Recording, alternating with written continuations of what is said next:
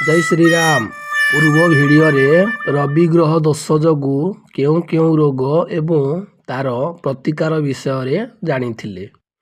ଆଜି ଜାଣିବା ଚନ୍ଦ୍ରଗ୍ରହ ଦୋଷ ଯୋଗୁଁ କେଉଁ କେଉଁ ରୋଗ ହୁଏ ଏବଂ ତାର ସହଜ ପ୍ରତିକାର ବିଷୟରେ। ଚନ୍ଦ୍ରଗ୍ରହ ଦୋଷ ଥିଲେ କେଉଁ କେଉଁ ସବୁ ଲକ୍ଷଣ ଦେଖାଯାଏ। ମନ ଅସ୍ଥିର ରହିବା, ଅଧିକ ଚିନ୍ତା ଭୟ ଲାଗିବା, ନିଦ ନହେବା, ରାଗ ଭାବନା ହେବା, ମାନସିକ ଚାପ, ସର୍ଦ୍ଦି, କଫ, ଜଳ ସମସ୍ୟା ଏବଂ ଚର୍ମ ସମସ୍ୟା ଇତ୍ୟାଦି। କେଉଁ କେଉଁ ରୋଗ ହୋଇପାରେ? ମନଚାପ, ନିଦ୍ରାହୀନତା, କଫ ରୋଗ, ଝଳ ଧୋଇବା, ରକ୍ତଚାପ ସ୍ଥିର ହେବା, ଥାଇରଏଡ୍, ପେଟ ଓ ଛାତି ସମସ୍ୟା ଭଳି ରୋଗ ହୋଇପାରେ।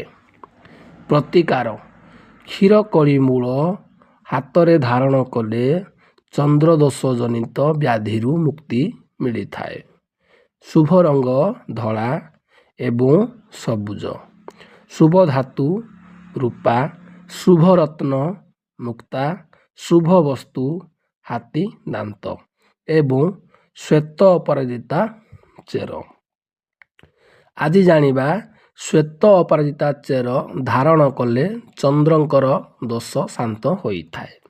ସେହି ଚେର କିପରି ଧାରଣ କରିବା? ସୋମବାର ଦିନ କିମ୍ବା ଗୁରୁବାର ଦିନ କିମ୍ବା ପୂର୍ଣ୍ଣିମା ଦିନ ସୂର୍ଯ୍ୟୋଦୟ ପୂର୍ବରୁ ସ୍ନାନ ସାରି ଧଳା ବସ୍ତ୍ର ପରିଧାନ କରନ୍ତୁ।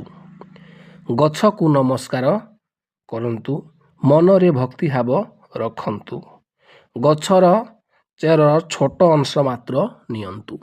ଚେରକୁ ପରିଷ୍କାର ଭାବରେ ସଫା କରନ୍ତୁ। ଧଳା କପଡ଼ାରେ ପୋଛି ଦିଅନ୍ତୁ। ଧଳା ସୂତା ଶୁଭ ମନାଯାଏ କିମ୍ବା ଲକେଟ୍ ରୂପା ଲକେଟ୍ ମଧ୍ୟ ବ୍ୟବହାର କରିପାରିବେ। ଯଦି ରୂପା ଲକେଟ୍ ବ୍ୟବହାର କରନ୍ତି ତ ଅଧିକ ଫଳପ୍ରଦ ହୋଇଥାଏ। ଧଳା ଫୁଲ, ଦୀପ, ଧୂପ, କ୍ଷୀର, ଗଙ୍ଗାଜଳ ଦେଇ ପୂଜା କରନ୍ତୁ। ପୂଜା କରିବା ସମୟରେ ଓମ୍ ସୋମ ସୋମାୟ ନମଃ ଜପ କରନ୍ତୁ କିମ୍ବା ଓମ୍ ଚନ୍ଦ୍ରାୟ ନମଃ 108 ଥର ଜପ କରନ୍ତୁ। ଜପ କରିସାରିବା ପରେ ସେହି ଲକେଟ୍ କିମ୍ବା ତାବିଜକୁ ଗଳାରେ କିମ୍ବା ଡାହାଣ ହସ୍ତରେ ପିନ୍ଧି ପାରିବେ। ଯଦି ସେହି ଲକେଟ୍ଟି ଛିଡ଼ିଗଲା କିମ୍ବା ନଷ୍ଟ ହୋଇଗଲା, ନଦୀ କିମ୍ବା ଗଛ ତଳେ ରଖି ଦିଅନ୍ତୁ। 40 ଦିନ ପର୍ଯ୍ୟନ୍ତ ପିନ୍ଧି ପାରିବେ। ପରେ ନୂଆ ଚେର ଧାରଣ କରି ପୁଣି ପିନ୍ଧି ପାରିବେ। ତାହା ସହିତ ସୋମବାର ବ୍ରତ ଉପବାସ କରନ୍ତୁ। ଶିବ ମନ୍ଦିରରେ ଜଳ ଅର୍ପଣ କରନ୍ତୁ। ଧଳା ବସ୍ତ୍ର ଦାନ କରନ୍ତୁ। ଚାଉଳ, କ୍ଷୀର, ଚିନି ଗରିବ ଲୋକମାନଙ୍କୁ ଦାନ କରନ୍ତୁ।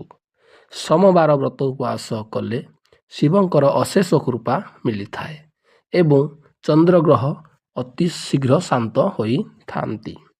ଆଗାମୀ ଭିଡ଼ିଓରେ ଜାଣିବା ମଙ୍ଗଳ ଗ୍ରହ ଦୋଷ ଯୋଗୁଁ କେଉଁ କେଉଁ ରୋଗ ହୋଇଥାଏ ଏବଂ ତାର ସହଜ ପ୍ରତିକାର ବିଷୟରେ ଜାଣିବା।